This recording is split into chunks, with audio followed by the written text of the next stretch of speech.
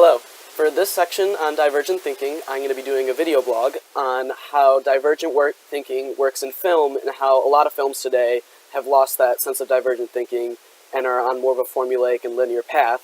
But as I'm going to be doing that, I'm going to be also showing you the divergent thinking I had to come up with this idea of doing a video blog and how I came to all this. So I'm going to start out by showing you my original post-it notes right here. I came up with 10 ideas, and I marked them each with a number to show that I didn't just start with my first idea and randomly go things from there. So the first idea I had was because I was thinking of ideas of things to write about or things to talk about with divergent thinking. And I started thinking I could talk about looking at things from a different view, such as looking at conspiracies or looking at like beloved movies from a different view and showing how they maybe not be as good, or bad movies and how they might be better. I talked about analyzing TV shows from different perspectives and different characters. And then on my seventh idea, I came up with the film Divergent, and I want to talk about how it's actually giving the opposite message of divergent thinking. I also came up with how a lot of movies in Hollywood have a linear path, but there are some films, which I call the genre-breaking films, that have what I saw as really divergent thinking, and I want to talk about those also. So those are the three ideas I came up with here. They're 7, 8, and 9. And those ideas, what I really tried to work on when coming up with those was fluency and originality. So I wanted to come up with as many as I could, so I came up with 10 ideas. And originality, I wanted them to be really unique ideas, something different. I don't think most people are working on movies when they think of divergent thinking, so I thought that's how I'd be different. Go to the next page here. The next thing I did is I wanted to come up with a format of how to write this. I came up with 7 ideas. The first thing I came up with was a simple Google Doc. I knew I wanted to talk about the movie Divergent, so I was thinking maybe I could act out a scene from Divergent or do a film compilation of like different scenes from Divergent. And towards the middle of the pack, I came up with the idea of doing a video blog about these 3 ideas I mentioned earlier, which obviously is the one I came up with doing, which is what I'm doing here. And I also came up with doing a spreadsheet of data of all the different YA novels, which is what I'm going to be talking about later, to kind of show like data-wise, like how give evidence to what I'm saying. I was thinking about doing a timeline of like movies and how these trends are forming, and I also was thinking of doing a video clip montage of all these different YA novel movies. But I decided on this one, and when I was thinking for this one, is I really wanted to focus on flexibility, and I wanted to come up with as many different categories as I could and many different ways of thinking. So I came up with writing my ideas, with acting out my ideas, with speaking my ideas, which is what I ended up going with, and that's how I came to this solution. So for the last one, I wanted to elaborate on these ideas and really come into detail, which is going to be the bulk of this, which is what I'm talking about, my ideas and why I think this. So I came up with lots, as you can see right here. There's 5 ideas, but I really elaborated deeply on these ideas and came up with a lot of detail. So that's what I'm going to talk about today.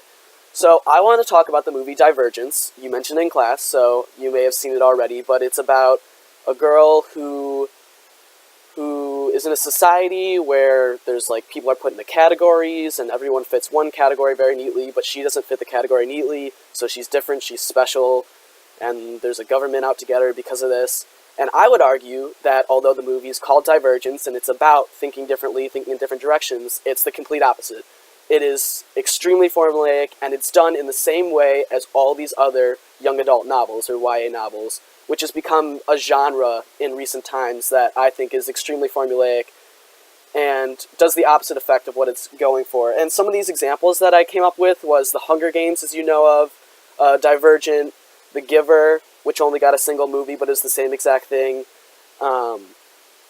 Maze Runner, and even Twilight was kind of the starting of this. It doesn't have the same formula, but it was kind of the beginning of what these like young adult novel movies kind of became into. And to start out, the key word to these movies is special. They tell every single teen, they follow this formula of where the teen is told they're special, they're different from the other teens, and it's obviously catering to youth because youth want to be told that they're special, they want to be told they're different. And it follows this exact formula of the teen is told they're special, they're always following a love triangle, they're fighting against like a totalitarian government, and for some reason there's always a leader of that government, which is played by like an A-list actor. For example, I want to say, who are some of the actors in that? The Giver has, I I can't think of the actors right now, but there's always like a random A-list actor playing like the government, and there's like a teen fighting against the government, rising up, being special, and they're always in a love triangle for some reason. And this is the exact reason that I said Divergent wasn't divergent thinking at all. It was a very formulaic thinking. It wasn't looking from different perspectives or trying to do things in a different way. It was following the same formula laid out by tons of previous movies, as I was just stating. So, if this movie isn't divergent thinking, what would be divergent thinking? And that's what I call the genre-breaking movies. The movies to me that I see as completely looking at it in a different way and just being completely new. And I put down a few things on one of these post-it notes that I was elaborating of what makes something a genre-breaking movie. One of the things that I think makes it is understanding the formula. I think understanding the way that all these other movies make their films in a very formulaic way, and then going against that is very important. And the movie I put for that would be Scream. I'm not sure if you've seen Scream. Not exactly the movie you think of when you think of genre-breaking movies, but it's actually a lot more tongue-in-cheek than you would think. The whole premise of Scream is that the kids are almost aware that they're in a horror movie, and it's very meta, and they know what's going on, and they're making jokes about it, and it's very self-aware. And I think because it's so self-aware, it's not a parody, but it's making a joke of horror movies itself, and in that way it's not like any of the other horror movies. Other horror movies before that didn't have the idea of almost making fun of themselves through this meta style of filmmaking. Another way is just obviously truly unique ideas and making big risks. I think that's the most important way of divergent thinking, because you're looking at it from a different perspective, which is the whole premise of divergent thinking. And the movies I came up with this were Memento and WALL-E. I'm not sure if you've seen Memento. It's a Christopher Nolan film, and the premise is the movie goes from the end of the movie to the start, and the main character has memory loss of, like, he forgets everything that's happened after like 5 minutes. So you're piecing together while it's going on. This is an idea that's never been done in anything else before, and it's extremely well done in the way that it's a really big risk. If you go to a studio and you tell them that I want to make this movie that starts from the end and goes to the fore, and it's about you're like doing everything in increments of a couple minutes going further back, it's going to be a huge risk. And the fact that the studio was willing to take that risk was, I thought, really important and really showed the way that Christopher Nolan was able to utilize divergent thinking in creating what was a phenomenal movie. And then to go along with that risk, I said WALL-E. I think WALL-E was a huge risk of a movie, but paid off very clearly. It's one of my favorite films of all time. The first hour and a half of WALL-E, the only words in that movie are Wall-E and Eva.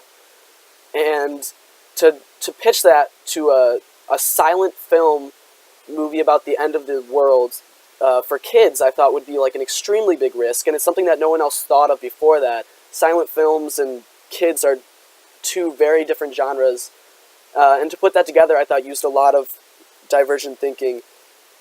And then the last thing I put was just fundamentally different from the competition, which is similar to understanding the formula, but it's taking it a step further, which is understanding the movie you are and making something really different out of it. And the movie I put for this was Arrival, which Arrival is an alien movie where these huge spaceships come into Earth, and like every other huge alien movie, what you'd think would happen is they attack Earth, and they're trying to explode everything, and it's about a war, and it's about violence. But Arrival was actually the opposite. It was about language, and it was about utilizing language for communication and how it's important. It's such a different way of looking at the concept. I thought that was amazing, and I thought it was a really unique way to make the movie.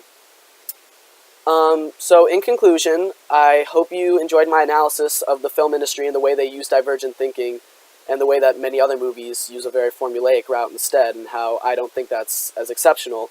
And I hope you also enjoyed seeing my divergent thinking to come to this point, to come up with these ideas, and how I used my elaboration to come up with details, the fluency to come up with as many ideas as I can, to all get to this point.